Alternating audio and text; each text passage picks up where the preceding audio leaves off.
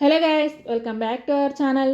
Chicken liver ఫ్రైని సింపుల్గా ఒకసారి ఇలా ట్రై చేయండి. చాలా టేస్టీగా ఉంటుంది. ఈ చికెన్ లివర్ ఫ్రైని పప్పు చారులోకి, రసంలోకి కాంబినేషన్గా తినండి, పర్ఫెక్ట్గా ఉంటుంది.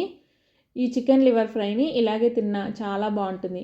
ఎలాంటి మసాలాలు లేకుండా ఈజీగా చేసుకోవచ్చు.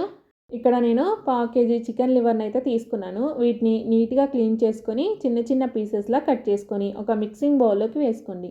ఇప్పుడు ఇందులోనే సరిపడా ఉప్పు, కొద్దిగా పసుపు, కొంచెం జీరా, 4 పచ్చిమిర్చిని సన్నగా కట్ చేసుకొని వేసుకోండి. తర్వాత ఒక పెద్ద సైజు ఆనియన్ని కూడా సన్నగా కట్ చేసుకొని వేసుకోండి. తర్వాత సరిపడా కారం వేసుకోండి. ఉప్పు కారం మీరు మీ టేస్ట్కు తగ్గట్టు మీరు వేసుకోండి.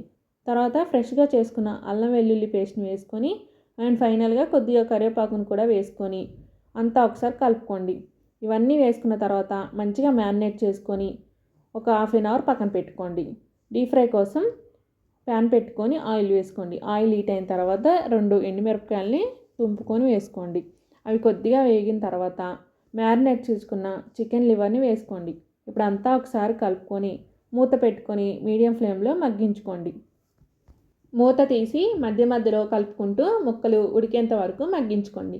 లివర్లో నుంచి వాటర్ రిలీజ్ అవుతాయి కదా, సో ఆ వాటర్తోనే ముక్కలు అనేవి ఉడికిపోవాలి. లివర్ ఉడికిన తర్వాత కొత్తిమీరని సన్నగా కట్ చేసుకొని వేసుకోండి. కొత్తిమీరని కొద్దిగా ఎక్కువే వేసుకోండి, ఫ్లేవర్ బాగుంటుంది, అలాగే లివర్ టేస్ట్ కూడా బాగుంటుంది. కొత్తిమీర వేసుకున్న తర్వాత ఇప్పుడు ఒకసారి అంతా కలుపుకోండి.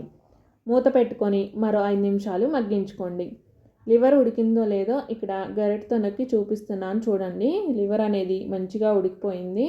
ఇంకా ఇందులో ఎలాంటి మసాలాలు వేయాల్సిన అవసరం లేదు. చాలా సింపుల్గా టేస్టీగా లివర్ ఫ్రైని ఇలా చేసుకోండి. వీడియో నచ్చితే లైక్ చేయండి, షేర్ చేయండి, సబ్స్క్రైబ్ చేసుకోండి. బాయ్.